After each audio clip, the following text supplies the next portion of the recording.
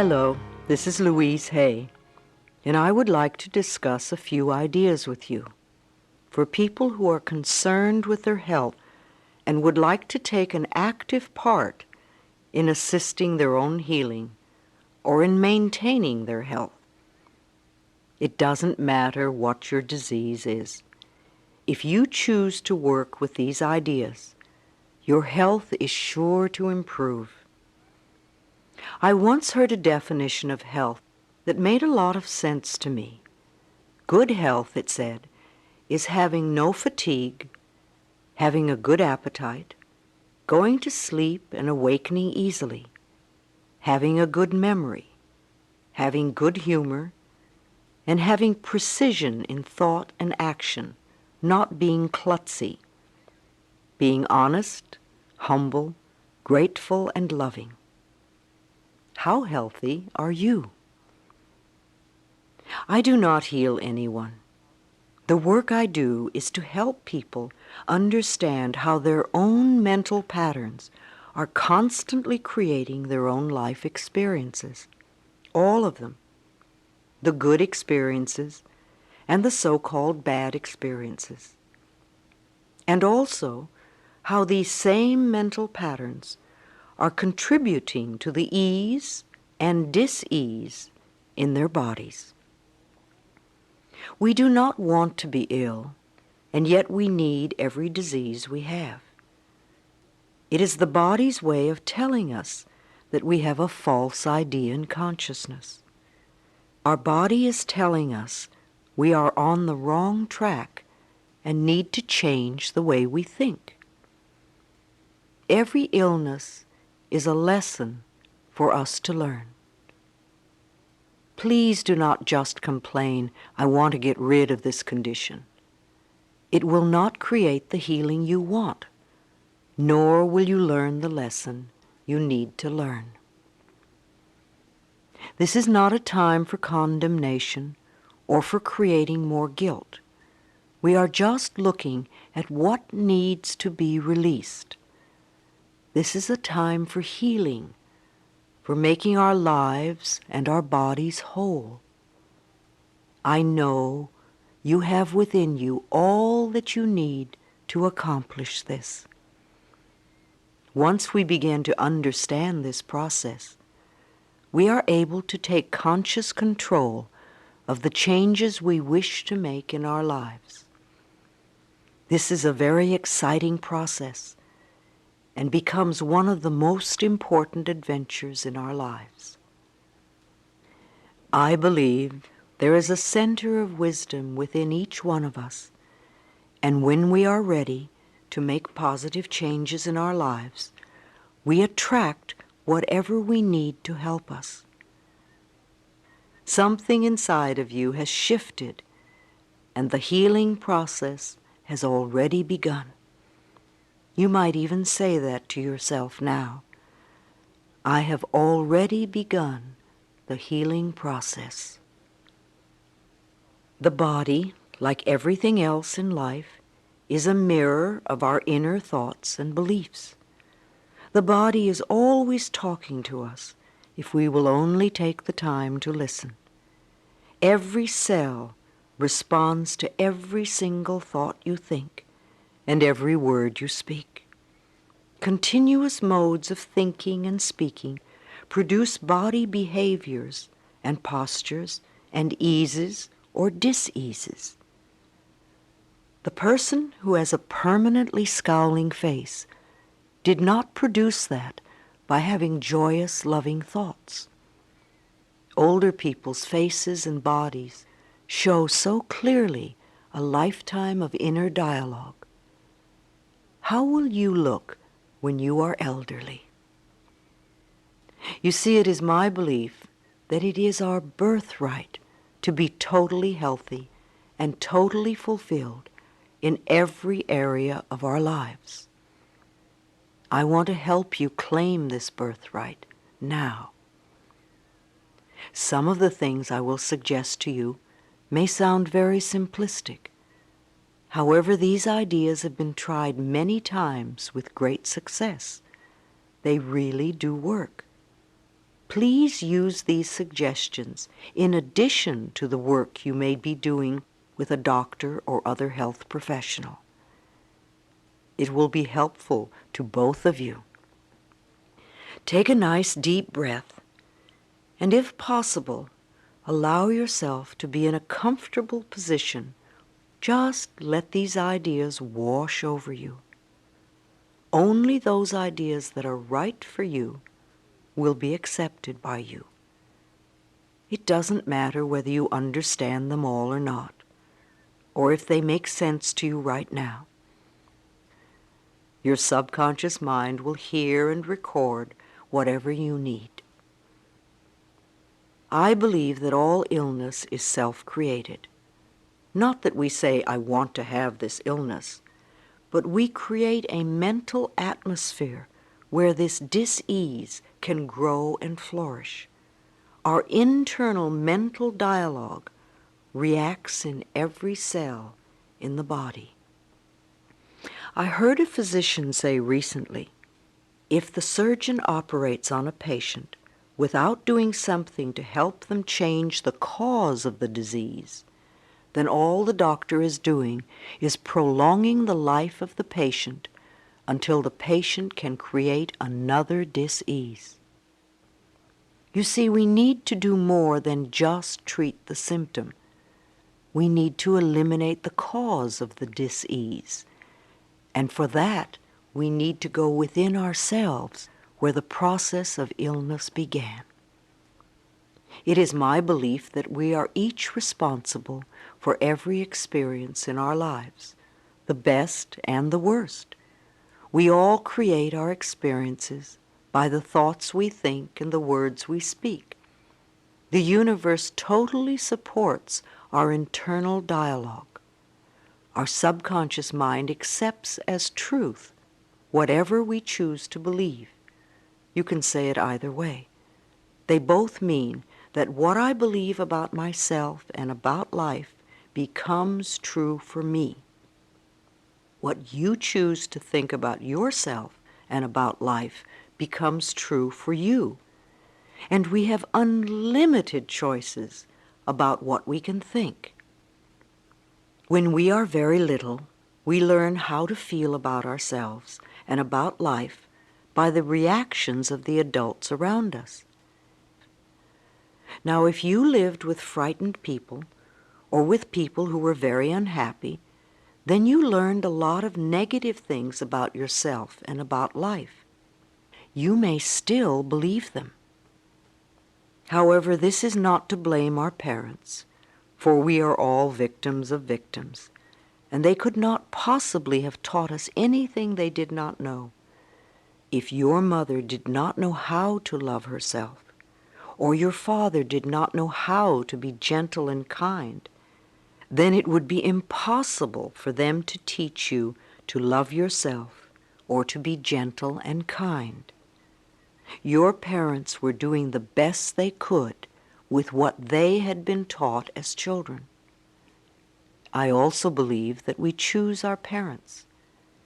Each one of us decides to incarnate upon this planet at particular points in time and space.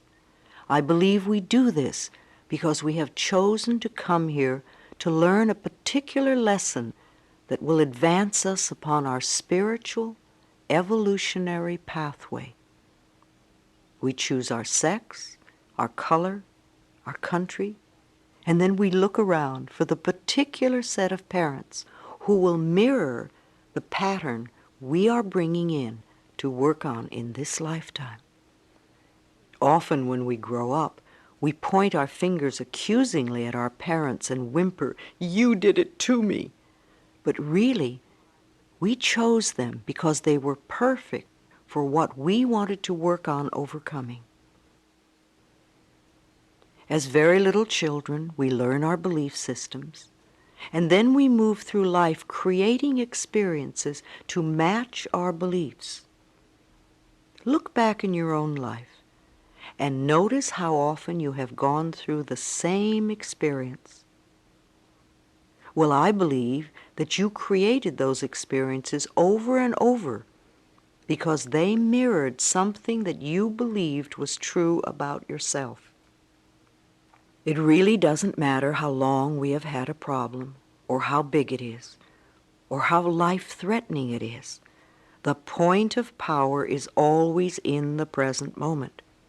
This means that what you have experienced during your life and up to this moment, you have created by your own thoughts and beliefs of the past. However, what you are choosing to think and believe and say today, right here and right now, is creating your future. Your current internal dialogue is creating tomorrow, next week, next month, next year, etc. Notice what you are thinking at this moment. Do you want this thought to be creating your future? Is it negative or positive? Just notice and be aware. I'm not trying to create guilt for anyone, nor to make anyone wrong. I am making us aware of what is going on inside of us. Many of us who create illness and dis-ease are in fact totally out of touch with what is going on in our minds and in our bodies. We only notice our bodies when we become ill or are in pain. If we do not know what is going on inside of us, how can we ever change? No matter what the problem is, the only thing we are ever dealing with is a thought, and a thought can be changed. All our experiences are just outer effects of our inner dialogue. Even self-hatred is only hating a thought you have about yourself. You may have a thought that says, I'm a bad person. This thought produces a feeling, and you accept the feeling as true. However, if you eliminate the thought, you won't have the feeling. Thoughts can be changed. Change the thought, and the feeling must go. Believe it or not, we do choose our thoughts. We may habitually think the same thought over and over so often that it does not seem that we are choosing the thought. But we did make the original choice. We can refuse to think certain thoughts. Look how often you have refused to think a positive thought about yourself. Well, you can also refuse to think a negative thought about yourself. It seems to me that everyone on this planet that I know or have worked with is suffering from self-hatred and guilt to one degree or another. The more self-hatred and guilt we have, the less our life works.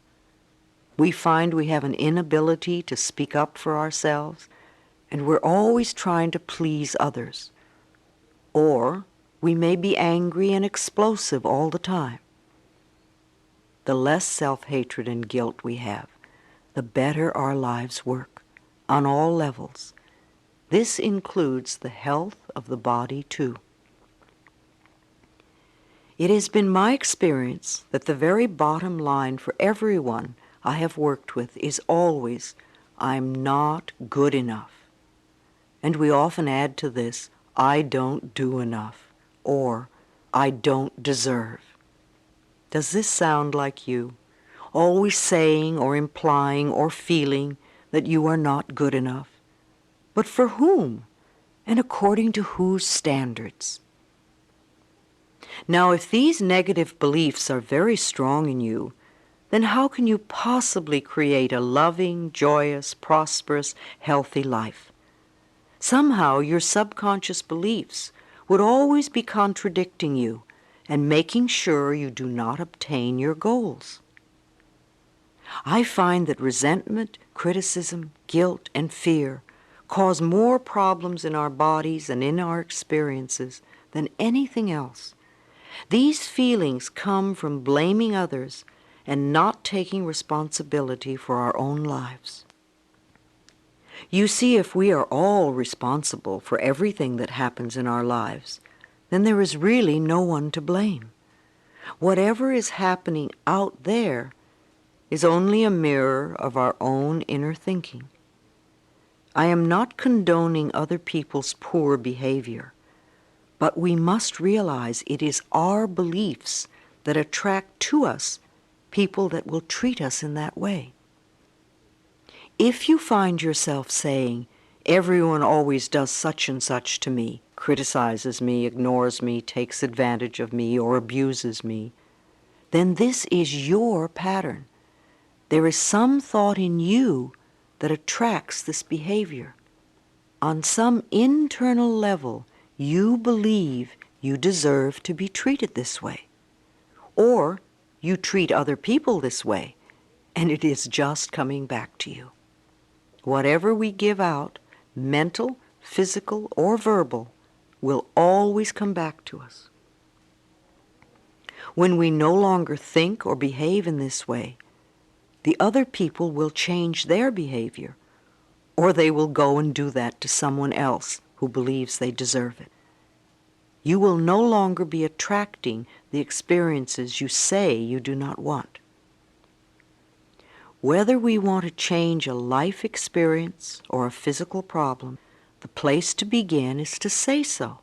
Literally say, "I am willing to release the pattern within me that is creating this experience or this condition." You can say this to yourself over and over every time you think of your illness. Say this with me now. I am willing to release the pattern in me that has created this condition. The minute you say this affirmation, you are stepping out of the victim role. You are no longer helpless. You are acknowledging your own power. You are saying, "I may not quite understand it, but somehow I'm beginning to understand that I contributed to creating this problem, and now I take my own power back, and I am releasing it and letting it go." What a powerful statement to have your subconscious mind supporting. As I have said, resentment of others, criticism of ourselves, guilt over the past, and fear of the future are the most damaging mental thought patterns we can have. This kind of internal dialogue creates and maintains dis-ease in the body. These thoughts can destroy the body. Fear can contribute to baldness, ulcers, colon problems, and even painful feet, among other things. Criticism as a permanent habit can often lead to arthritis in the body. Resentment long held eats away at the body and becomes the dis-ease we call cancer. Guilt always looks for punishment and creates pain. Fear comes from not trusting the process of life to be there for us. You know, the most precious thing in our life is our breath. If you did not take another breath, you would not last 3 minutes. Yet you have such faith that your next breath will be there that you don't even think about it when you exhale. Now, if the power that created us has given us enough breath to last for as long as we shall live, can we not begin to trust that the rest will also be provided for us? The next time you are frightened, think about the abundance of air and say, "I trust the process of life to take care of me." Whenever someone is in pain, I know they have created a lot of guilt for themselves. Chronic pain comes from unrelenting guilt, often so buried that we're not even consciously aware of it anymore. This guilt must be dissolved before the pain can be eliminated. Guilt is a totally useless emotion. It never makes anyone feel better, nor does it change a situation. Your sentence is now over. Let yourself out of prison. Anger combined with guilt often contributes to accidents. The degree of physical damage lets us know how severely we felt we needed to be punished and how long the sentence. Where this pain occurs in the body gives us a clue to which area of life we feel guilty about. Critical people often attract a lot of criticism because it is their pattern to criticize. They are often cursed with perfectionism, the need to be perfect at all times in every situation. Do you know of anyone on this planet who is perfect? I do not. Why do we set up standards that say we have to be super person in order to be barely acceptable? That is such a heavy burden to carry. When I was a little girl, I had a very difficult childhood. My parents divorced when I was 18 months. I was raped when I was 5. I became a battered child and grew up in the Depression. My mother was very much a victim, and my stepfather constantly expressed his own brutalized childhood. I grew up having a lot of resentment. I had to create cancer in my own body before I was willing to begin to release that resentment. I am certainly not condoning the behavior of any of the people who mistreated me. However, for me to spend a lifetime of just running the old movie, feeling blame and anger and resentment, is not doing me any good in the present moment. I learned that resentment only eats away at me, and it did. In my case, holding on to old blame and feeling resentment for all that they did to me helped to create my dis-ease. Releasing and forgiving and letting go helped me to heal myself. The past is over and done. We cannot change that now. We can change our attitude toward the past and our thoughts about the past. How foolish it is for us to punish ourselves in the present moment because someone else hurt us in the long ago past. It's not worth it. I often say to people who have deep resentment patterns, please begin to dissolve the resentment now when it is relatively easy. Don't wait till you're under the threat of a surgeon's knife and you have to cope with panic too. It is vital that we release foolish, outmoded, or negative ideas and beliefs that do not support us and nourish us. Our concepts of ourselves and of life and of God must support us, not negate us. No matter what our disease, if we choose to believe that we are helpless victims and that it is all hopeless, then the universe will support us in that belief and we'll just go down the drain. When people come to me with a problem, I don't care what it is, poor health, lack of money, unfulfilling relationships, or stifled creativity, there is only one thing I ever work on, and that is loving the self. I have found that when we really love and accept and approve of ourselves exactly as we are, then everything in life flows. It's like little miracles are everywhere. Our health improves, we attract more money, we have better relationships, we begin to express ourselves in creatively fulfilling ways. I often ask people to look in the mirror and say, I love and accept myself exactly as I am. When they can't do it, or won't do it, or find it painful or silly, then I know they are killing themselves with their own critical thoughts. Do this exercise in a mirror. See what comes up in your mind. Notice how you feel. This may be the center of your problem. Resenting, criticizing, or fearing others, and not being willing to love and accept yourself. When we won't love ourselves, it just means that we are still believing the old limitations that someone taught us many years ago. Usually that person was someone who did not know how to make their own life work.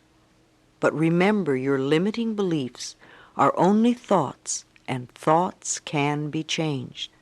Let's change them now. The only thing you ever have control over is your current thought.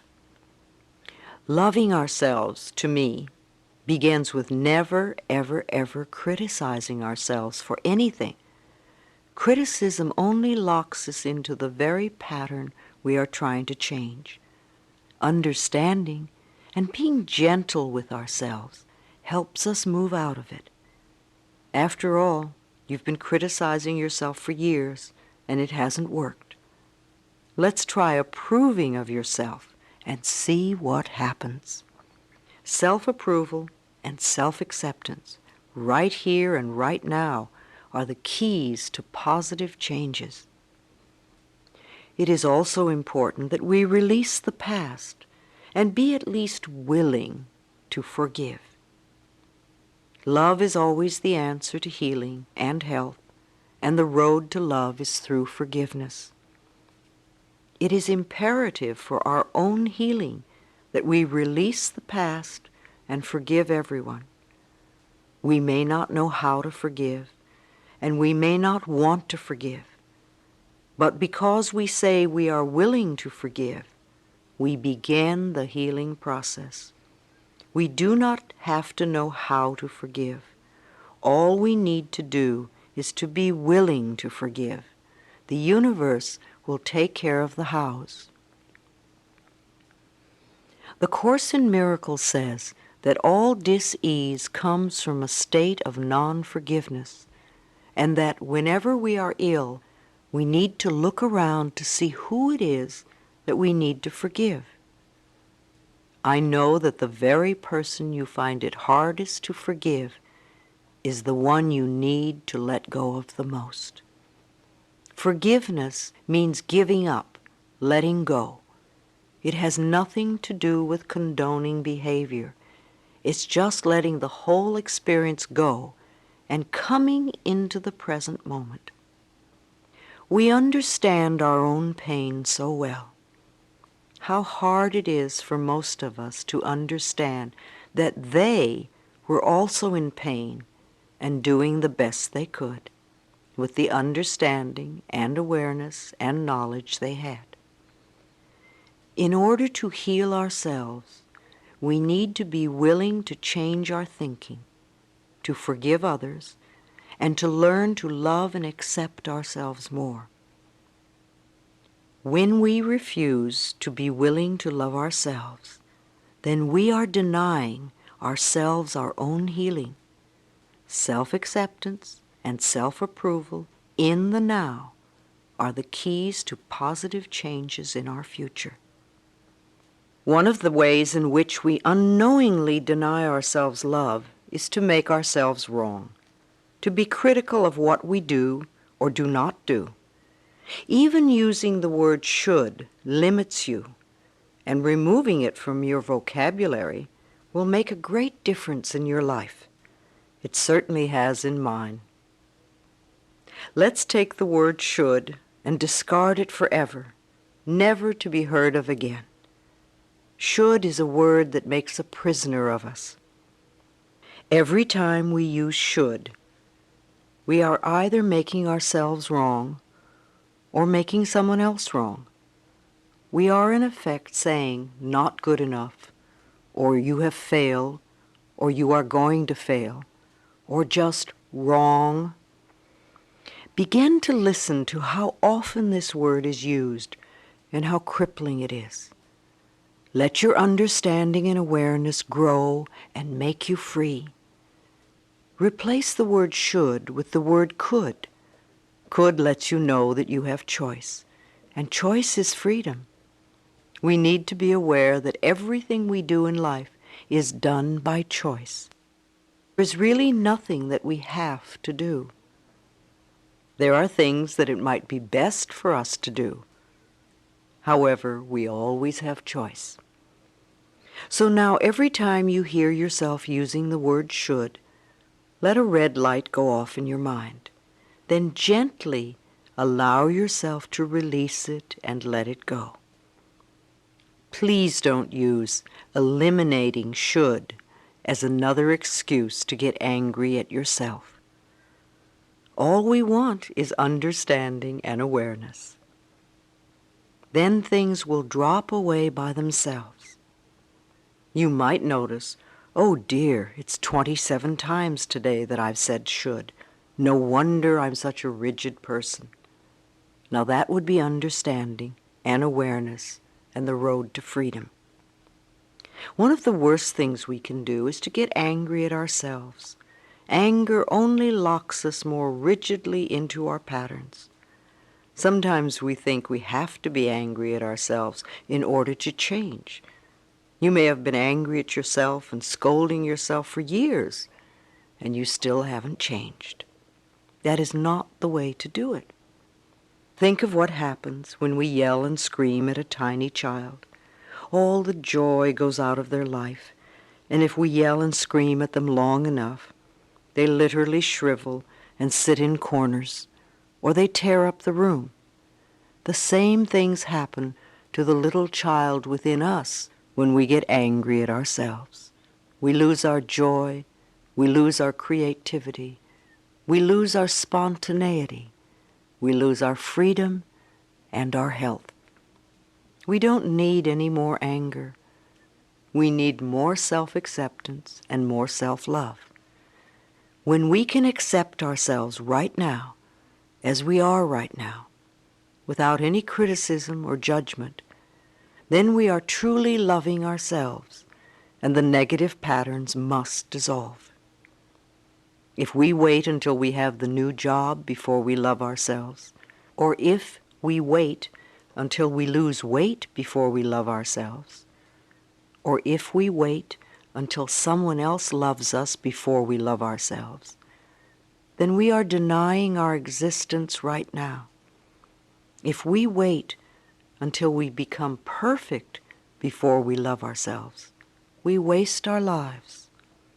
We are already the perfect outer expression of our inner understanding, and we will change. But the changes we make when we love and accept ourselves are always positive, always. So let's release the anger and all those negative beliefs about ourselves and about life, and begin the process of accepting and approving who and what we are in the here and now. We are always unfolding in the best way we can. The knowledge and understanding that you are already incorporating from this tape will help you to change your life and dissolve the negative patterns. No negative condition can remain in our lives when we truly love and accept ourselves. Love is the healing power. Love dissolves anger. Love gets rid of guilt. Love fades away fear. Love for ourselves is the power that heals us. On a physical level, I would suggest that in addition to whatever program your doctor may have created for you, you also seek the services of a good nutritionist. You could go to the health food store and seek advice, or go to the library and read a book on nutrition, or talk to a friend who understands the importance of good food in your diet and how it can help rebuild your body. There are many things you can do to assist in your own healing. Body, mind, and spirit must be balanced. It sounds more overwhelming than it is. Just begin where you are, doing what you can. It's like cleaning a house. It doesn't matter in what room you begin. If you keep going, eventually the whole house becomes clean. Let me repeat, I believe it is our birthright to be totally healthy and totally fulfilled in every area of our lives. Let us claim and accept that birthright right now. We are going to experience a deep relaxation with a guided meditation to help you create new thought patterns that you can use to dissolve disease in your body and to build perfect, vibrant health. Express the growing love you have for yourself by lovingly taking care of the miracle you call your body.